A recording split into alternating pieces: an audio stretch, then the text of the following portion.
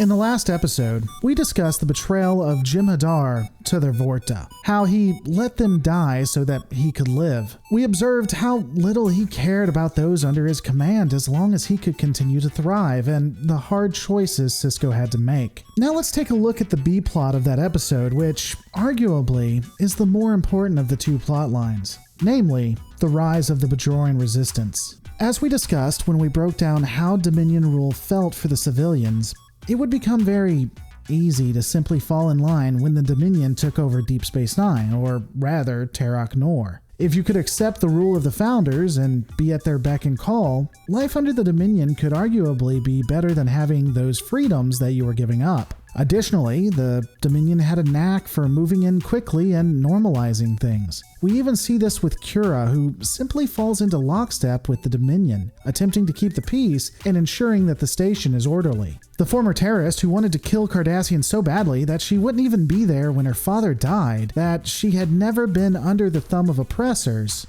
now decided that she had to work with the Cardassians and the Dominion, helping them, albeit indirectly, to kill those who she had called allies not a year back.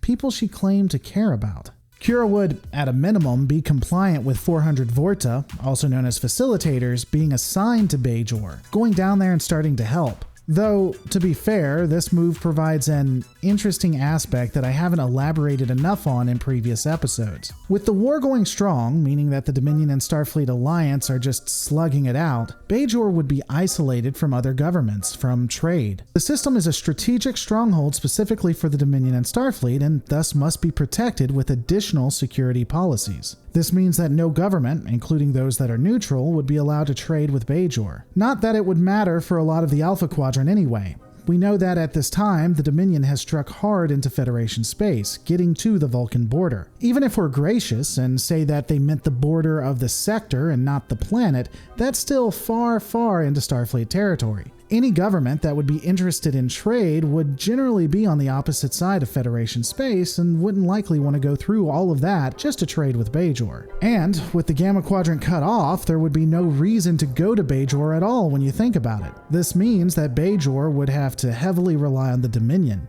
and the Dominion would be there for them, providing large amounts of medicine, equipment, and other such necessities. Of course, this technology could be hard to understand, so sending down Vorta to assist in training would be necessary. It's interesting when you think about it, though this is a little unfair, I'll grant at the beginning. Starfleet would have most assuredly done similar things that we're seeing the Dominion do here, and yet, this is considered negative when it wasn't with Starfleet. Either way, word of this happening would get out, and Kira is forced to defend the actions to Jake, whose readership of exactly 0 people would want to know why she's okay with it. Many would call these actions a prelude to the occupation of Bajor, something both Odo and Kira vehemently deny. Additionally, Jake would challenge both of them on continued efforts to shut down protests on the station, basically limiting the freedom of people. Interestingly, almost immediately after Jake questions them, they infer by their silence that they're in favor of shutting down protests on the station. Insert reference to the slow fate of losing one's rights here. Kira would attempt to have a discussion with the Vedic who was going to protest, to no avail. Neither side would seem to understand each other, as one side would want the freedom to be able to protest and do what they can, and the other just wants everyone to settle down and not be seen.